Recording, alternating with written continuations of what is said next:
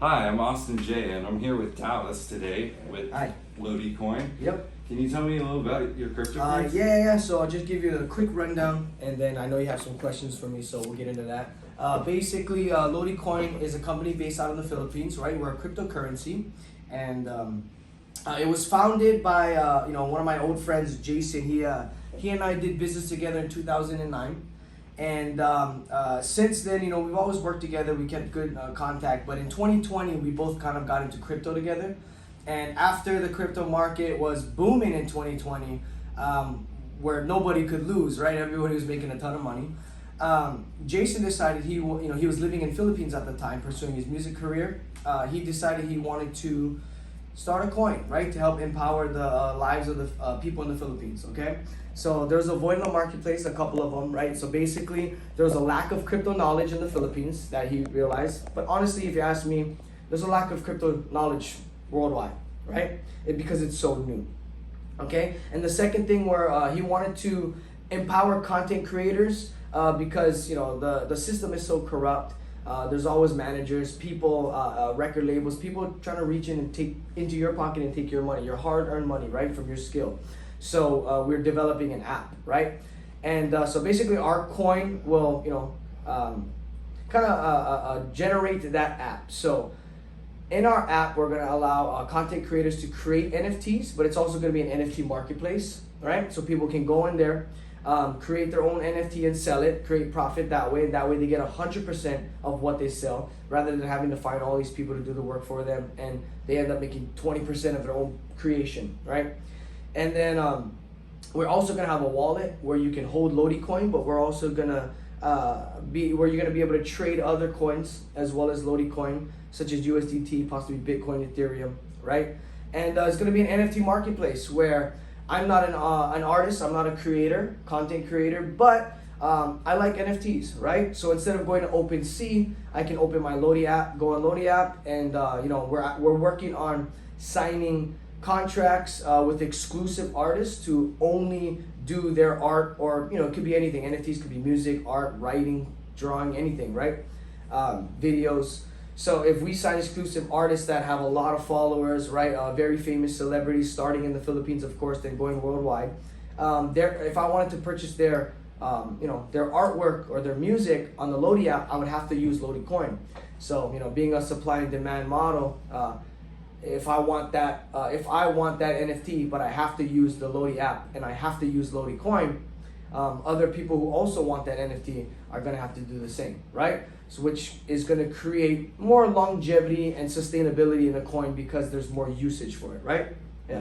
Mm-hmm. So right now our coin is at private sale, and when you start off a coin, right, before you launch it publicly on an exchange, you want to be in private sale. And basically in private sale, you share with your friends and family. It's a chance for them to get in on your coin and your idea, right, before the world does, right, before it gets public. And so right now our coin sits at 0.0001, three zeros. And I cannot speculate where we're going to go, but we have partnered with a company in Dubai, right? And they've already taken a coin from under a cent to $6, right? And so with these partners, I can't speculate what we're gonna do with our coin, but if we're following the same strategy, right? The same business model, the same crypto plans, the same tokenomics and coins that they've taken from under a cent to up to $6, you can use your imagination, right? Sky's the limit on how far we can go. So yeah, currently we sit at private sale, and we're going to be in private sale for the next few months while we're waiting for the market to bounce back. Okay. Yeah, I already mentioned we had partners in Dubai. So the last thing I want to mention is we've actually attracted a lot of people to want to partner with us. Not only the company out in Dubai, but we actually we found the most famous Filipino ever, in my opinion, right? The most famous Filipino walking this earth, Manny Pacquiao, right? World champion, multiple world champion boxer. So he's actually a partner with Lodi Tech now. We're launching his official Manny Pacquiao NFT collection. We've just launched it last week, Monday. I just checked today. we're at over 600 mints, right? We were just at 500 yesterday. The day before that, we were at 400. The day before that, we were at 300. So that means it's picking up, right? People are starting to see, the growth in our community, the growth in our company, Lodi Tech, and obviously Manny Pacquiao fans, right? They just want a Manny Pacquiao NFT, right? So yeah, that's basically a quick rundown of our company and our coin and what we have, right? So if you have some questions, I'd love to answer them. Yeah. So you mentioned that you were partnered with people, and I remember you were saying that they were on 10 different exchanges. Yes. And that I know that's huge because a lot of times when I was trying to crypto trade back in the day, I couldn't get on them because I couldn't get on a certain trading platform. Yes. So right now, we're going to launch with one exchange, right? L Bank Exchange, which is a top 40 global exchange. Most coins, when they start off, they have to go through a swap, right? Because they don't have liquidity. With our partners on in Dubai, we're on contract, we're guaranteeing 10 exchanges with full liquidity. And the 10 exchanges are going to be global exchanges. So global exchanges are going to be like per region, right? So we're going to have one in Asia, right? North America, Europe. That way, everybody around the world can have access to Lodi coin, right? And I know we'll get into more of sending coins throughout the world, stuff like that, right? Yeah, and that was my next question, actually. So I have a lot of experience with the Filipino community, and I know that overseas Filipino workers send, let's see the exact stat here, last year in 2022, they sent $31.4 billion back home. Now, I'm guessing that's through a lot of services like Western Union, and they're charging some percentage, but your service does not, right? No, okay, so with cryptocurrency, in fact, even right now, if I had family in the Philippines and they had a MetaMask and I had a MetaMask, the great thing about why cryptocurrency was also created was not only to have a decentralized form of currency where governments and countries had no control over it, but also because there's instant global transactions all stored on a blockchain, okay? So if I wanted to send something to the Philippines now, technically I could, as long as they had a MetaMask wallet, they sent me their wallet address for, let's just say, Ethereum, and I have Ethereum in my wallet. So if I'll break it down in terms of if I had $100 in my pocket, I would go to my bank account. I would deposit the $100. Now it's in my bank account. I would get a crypto exchange on my phone, download the app, right? I would connect my bank or my debit card, which has my $100 stored on the app, right? I would connect it to the app. Then I would buy, let's just say $100 worth of Ethereum on the app, right? So now I own $100 worth of Ethereum. I can't send $100 from my bank to their bank without getting charged an arm and a leg, right? But with crypto, all I do is pay a small sending gas fee, and those gas fees are usually very small, like cents, $2.80, right? Especially on the Binance network. But if I were to send Ethereum from my MetaMask wallet or even my crypto exchange, I don't even need a MetaMask wallet. I could just do it from the built-in wallets that every exchange has, right? So let's just say I use crypto.com. They have Binance or another exchange. They don't even need the same exchange. Because I have Ethereum and I'm sending it from my Binance network, I'm sending it to their wallet because they have a wallet on Binance network. It's instant. It sends instantly. Maybe the receiver might not get it depending on how large the amount is, right? So if there's a max, I can send like 25,000 at a time. They might not receive it instantly, but from what I've seen, within a couple of hours, at max 24 hours, it'll appear in your wallet, right? Because I have the crypto in my wallet.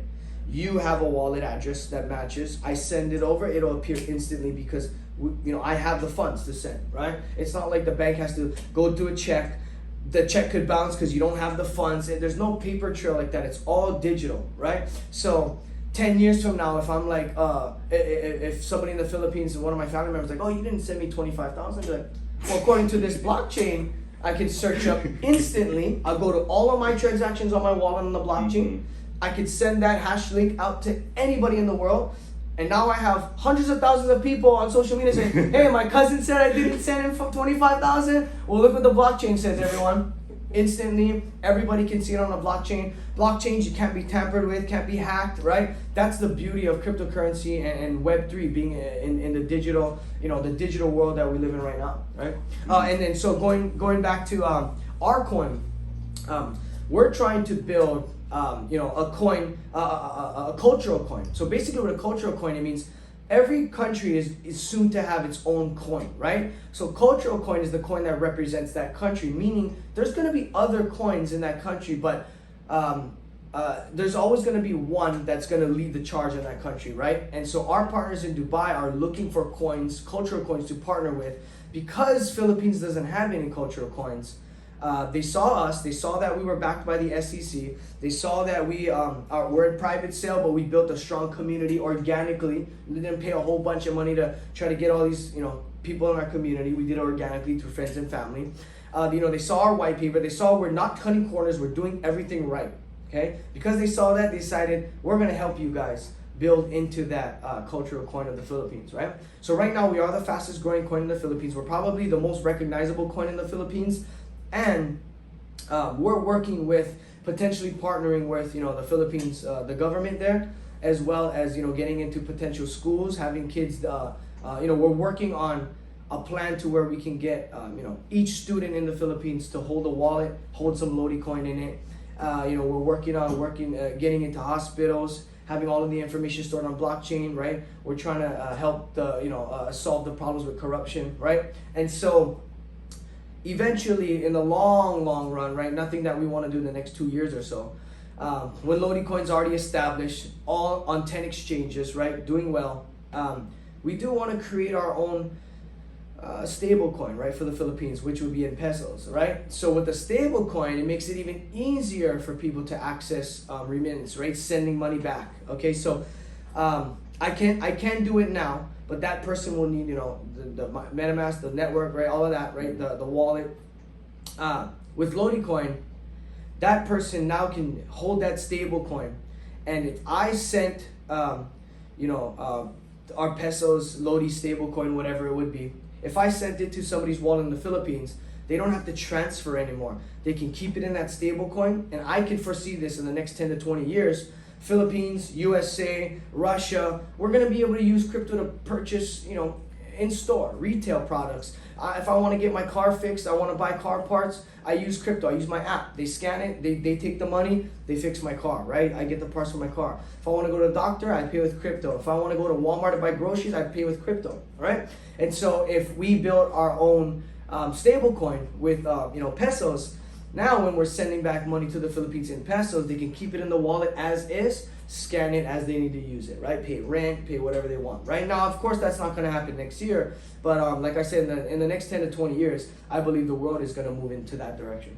And that's where crypto is heading. You're not investing for the here and now. You're investing in the long term, because if you really believe in crypto, you have to genuinely believe that this will be the future. Definitely, you have to, and that's why the crypto market right now has so many. At the time when we were in the bull run, there was so many. There was so much new money coming into the market, right? Because people were figuring out like, oh crap, inflation, this, that. I think crypto might be the future. At first, everyone was like, no, scam, right? Then everyone's like, oh, it's not a scam, but it's not going to do anything. Then it hit 67,000. They're like, oh, maybe I should get involved, right? Well, what people don't realize is the people who became millionaires during this last bull run bought 2 years before when the market was terrible. Yeah. So people who are buying now, I'm telling you, if you're watching this video and you want to buy something, buy it now while it's low. I always wanted to be part of this, so this is a great opportunity. I'm not getting anything out of this, quite honestly.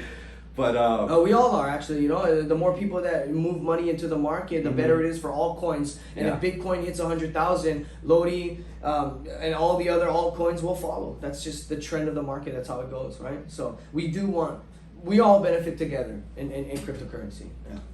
Wow, well, that was really informative, Dallas. Thank you so much. And I hope you guys like it and invest. I think what would be good too is that to explain how that the owners cannot sell this for 2 years. I mean, that's like getting really into detail. We can edit it back in. Yeah, I mean, it's getting like, do you want to get that into detail? Yeah, because the people I'm That's showing pretty it to are important, I like think. really Yeah, I detail think that's oriented. very important. No, well, because- Jason's videos back up too. That's why. Oh yeah, I forgot about that. So we have Yeah. all like, but I mean, yeah, Okay, I yeah, can no, see That's it. fine, if you just put that little bit. Yeah, in. yeah. Yeah. Okay, you ready? Tell Yeah. me when. So some of my friends might be concerned because they've seen a lot of pump and dumps in the past and scams, and they're really scared that once they'll buy in, guys will move to Yep. some foreign island and Yeah. just cash out forever. Yeah, Why are yeah. you guys different?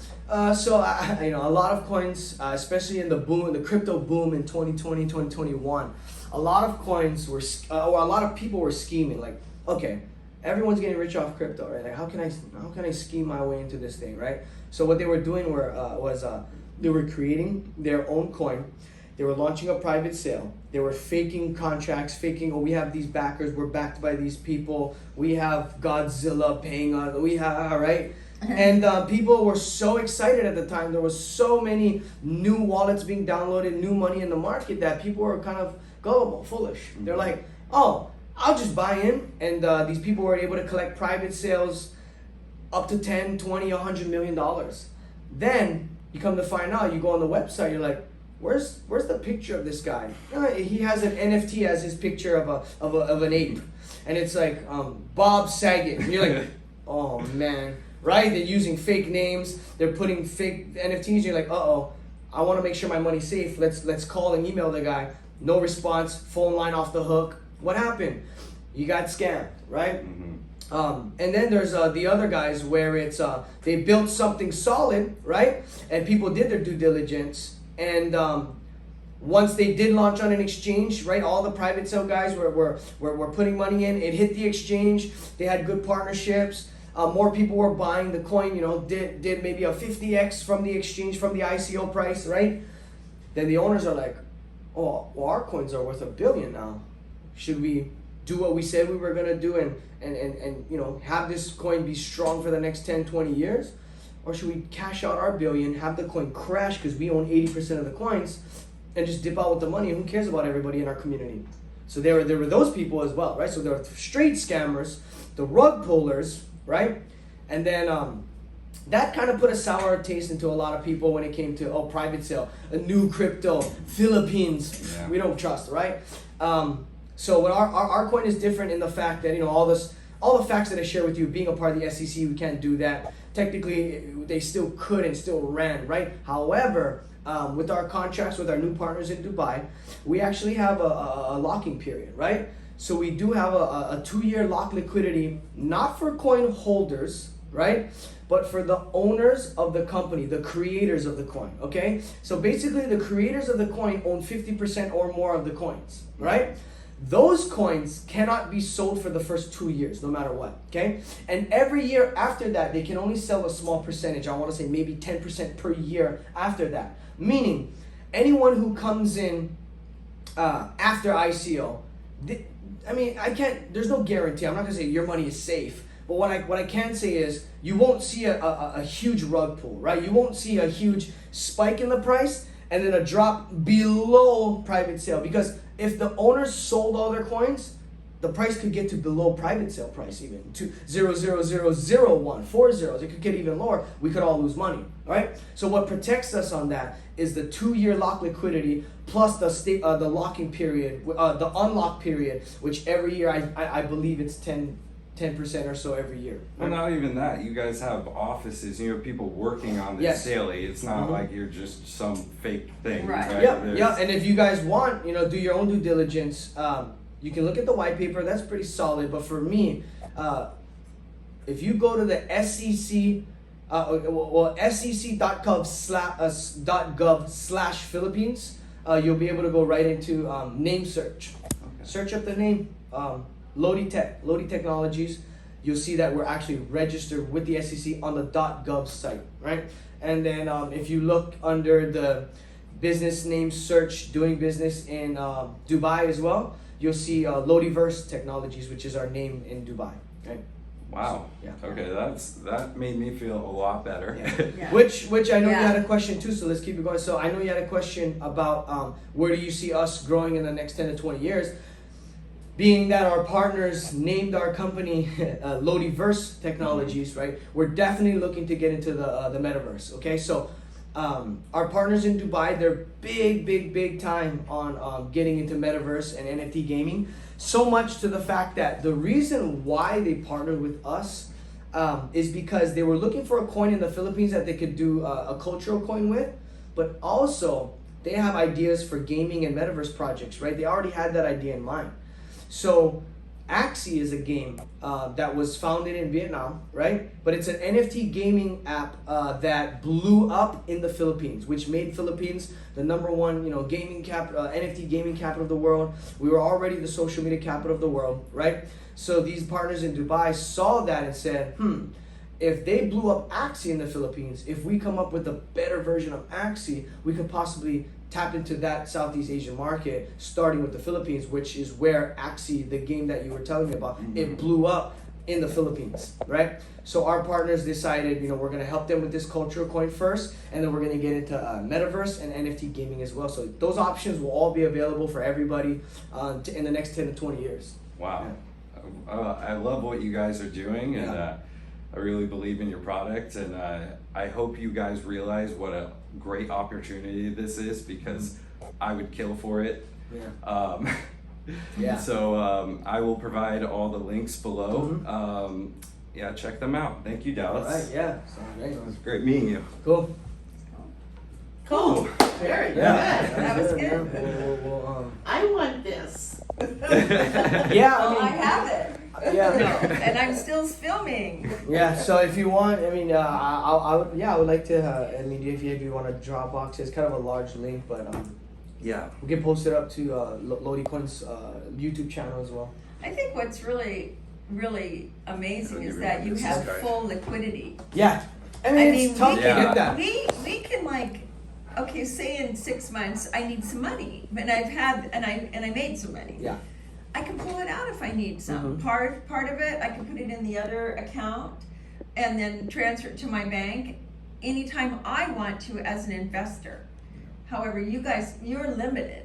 You can't just pull all the money out. And plus having all the money backing you, the liquidity is, I think, huge. So most coins in 2020, 2021, they did the opposite of that.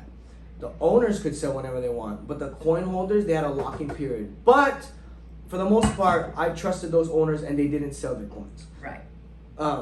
But the people who got into those private sales, like my friend who did the 50X, he technically didn't do a 50X because he couldn't cash it out yet.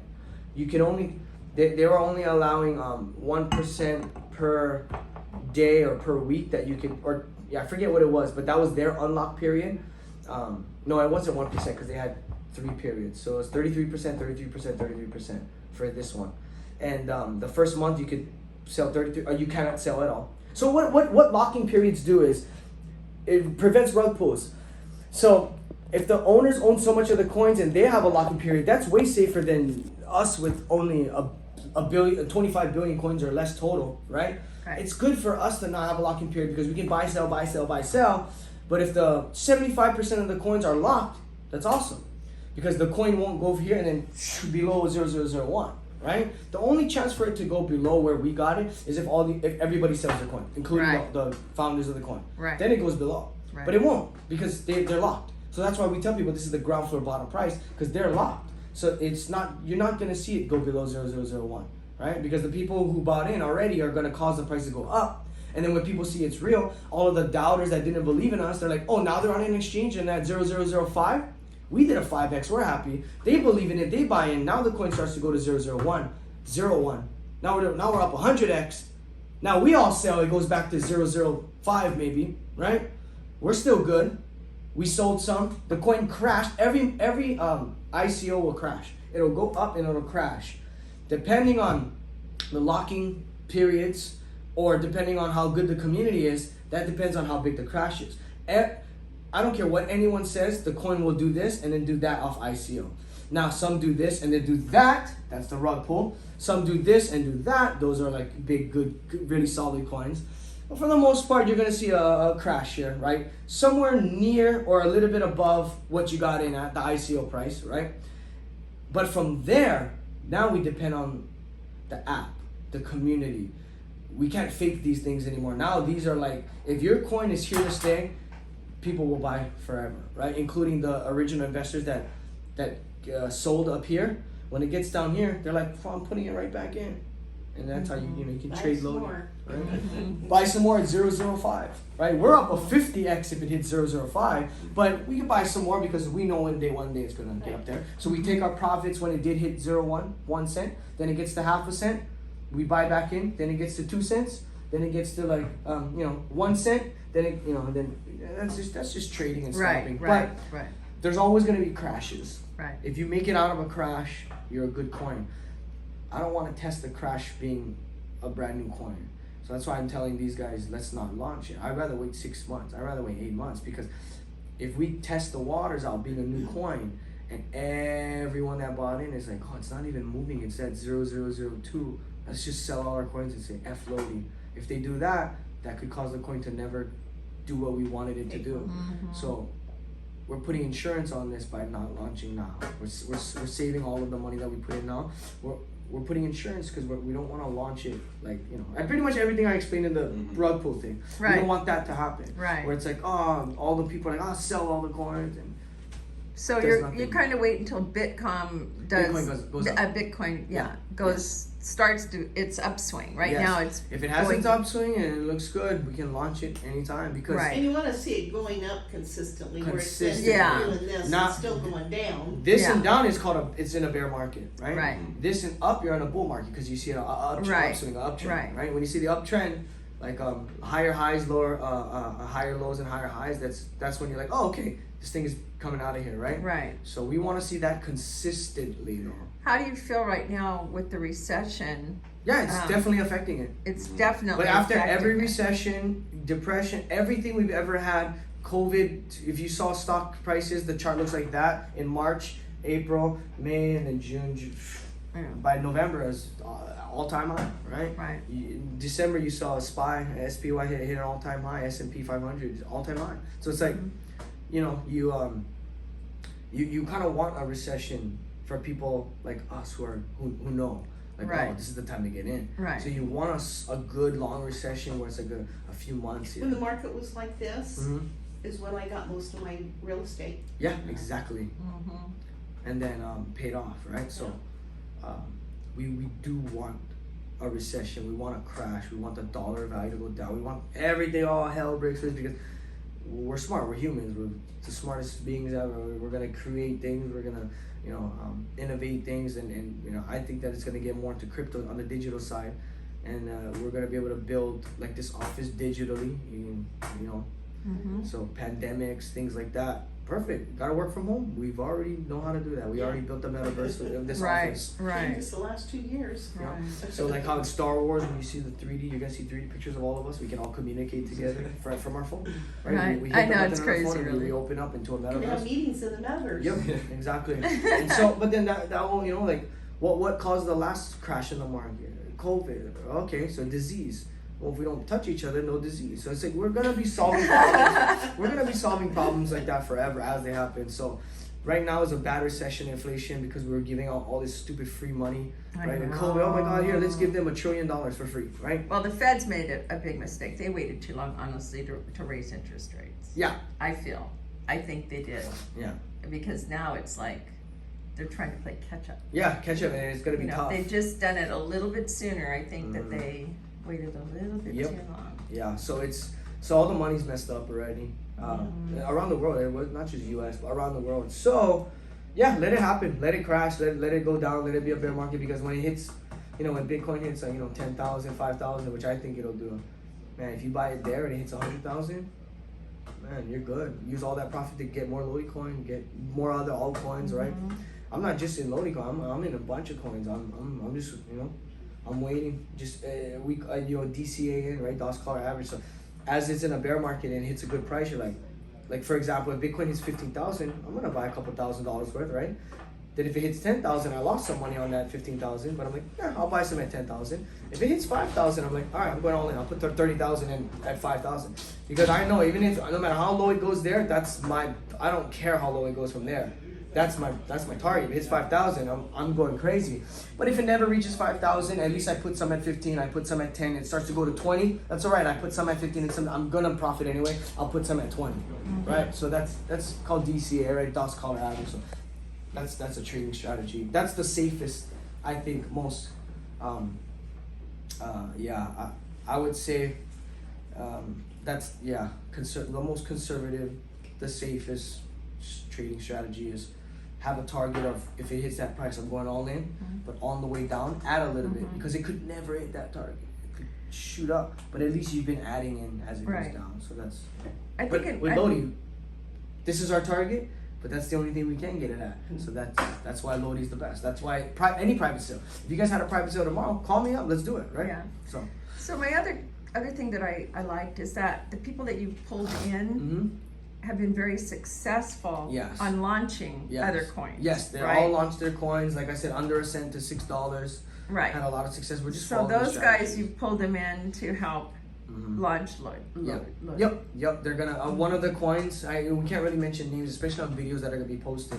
But Right. one of the coins, the CEO and founder of that coin that hit a big number, he's heading our project in our marketing incubator. So I think all of that is so important. If you don't have the right people and No. they don't know what they're doing, it doesn't matter And how. they didn't seek them out. Yeah, they No, came they to came you. to them. Yeah, that's what's really good. They Yeah. came to you. Yeah. Okay, that's cool. All right. Well, thank you. You're welcome. Yeah.